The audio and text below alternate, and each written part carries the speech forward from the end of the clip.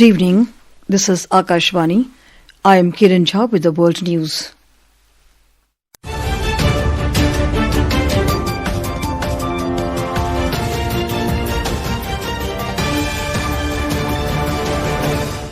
Headlines. European leaders reject US President Donald Trump's threat to annex Greenland. Kyiv allies meet in Paris to discuss security guarantees for Ukraine. United Nations not to send observers for upcoming parliamentary polls in Bangladesh.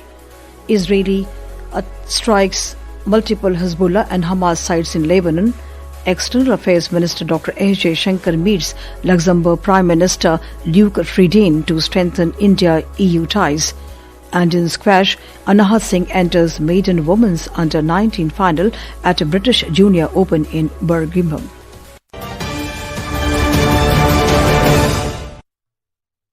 European leaders today rejected US President Donald Trump's threat to annex Greenland.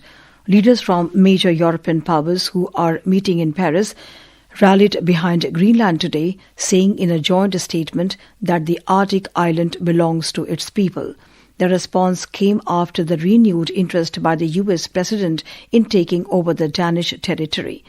The joint statement was issued by leaders of France, Britain, Germany, Italy, Poland, Spain and Denmark. The US President's renewed threats about annexing Greenland coming in the immediate aftermath of the US operation in Venezuela have alarmed Denmark and reignited global debate over sovereignty and alliance politics. NATO has also made clear that the Arctic region is a priority and European allies are stepping up.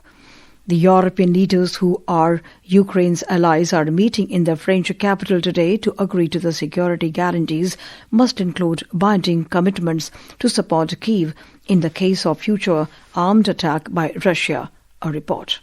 The draft statement prepared ahead of the summit says these commitments may include the use of military capabilities, intelligence and logistical support, diplomatic initiatives and adoption of additional sanctions. The draft still needs approval by the leaders of the Coalition of the Willing of Allies of Ukraine in Paris. The French presidency said the meeting aims to show the alignment between Washington, Kyiv and European allies on security guarantees for Ukraine.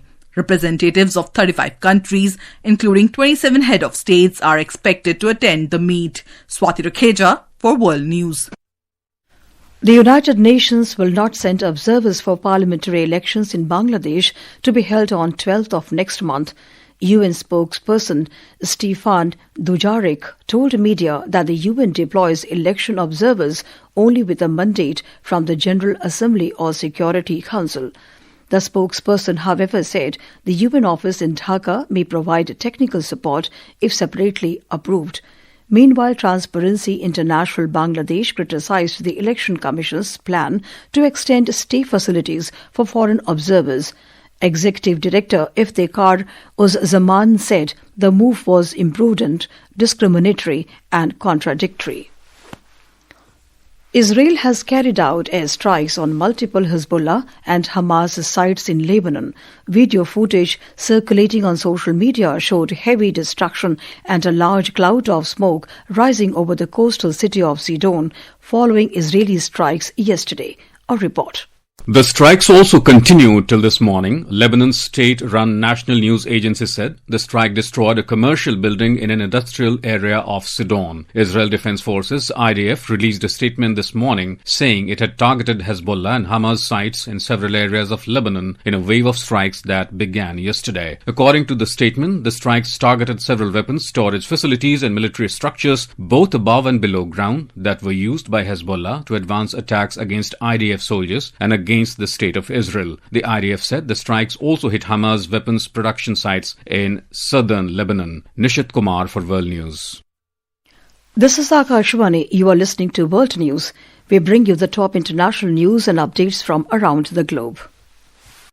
External Affairs Minister Dr. S. Jaishankar today met Luxembourg Prime Minister Luc Friedin to strengthen India-EU ties.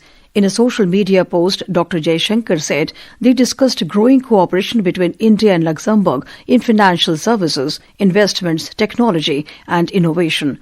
Dr. Jaishankar reached Luxembourg today on the second leg of his two-nation visit after concluding his tour to France. Dr. S. Jaishankar said India-Luxembourg relations have come on a long way and India sees Luxembourg as a very important partner. In his remarks during his meeting with Luxembourg's Foreign Minister Xavier Bettel, Dr. Jaishankar thanked Luxembourg for being an advocate of deepening ties between India and European Union.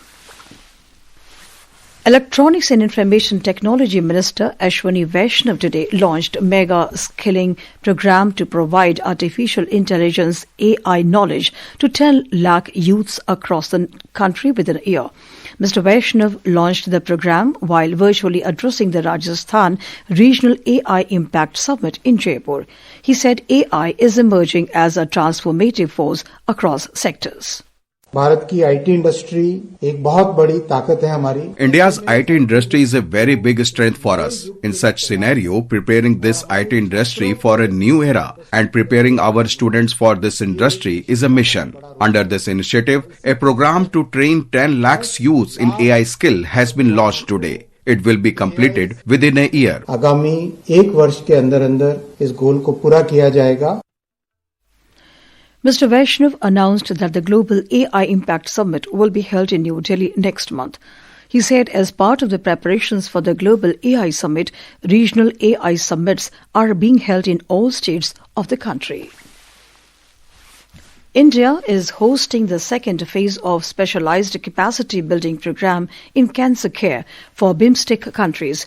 External Affairs Ministry said in a statement that the specialized capacity building program in cancer care was inaugurated today at Tata Memorial Centre's Homi Bhabha Cancer Hospital and Research Centre in Visakhapatnam. Prime Minister Narendra Modi had announced this initiative at the 6th BIMSTEC Summit. The initiative by External Affairs Ministry is aimed towards capacity building in the region with Indian expertise in critical areas of healthcare. In Japan, several people have been injured after a 6.4 magnitude earthquake struck Shimane Prefecture in western part of the country today.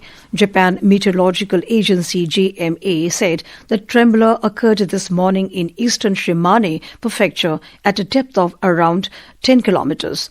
The quake's epicenter was located at a latitude of 35.3 degree north and a longitude of 133.2 degree east. Later, two aftershocks measuring magnitude 5.1 and 5.4 hit the same area.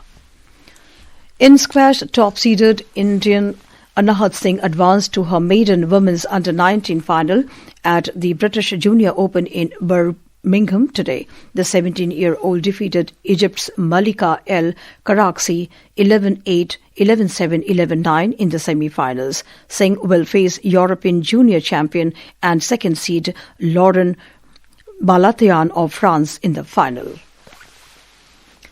India's ace shuttlers Lakshya Sen and Ayush Shetty have progressed to the men's singles second round of Malaysia Open Super 750 badminton tournament in Kuala Lumpur. Lakshya Sen made a fine start to the new season, advancing to the second round with a tough win over Jia Heng Jason Tay of Singapore.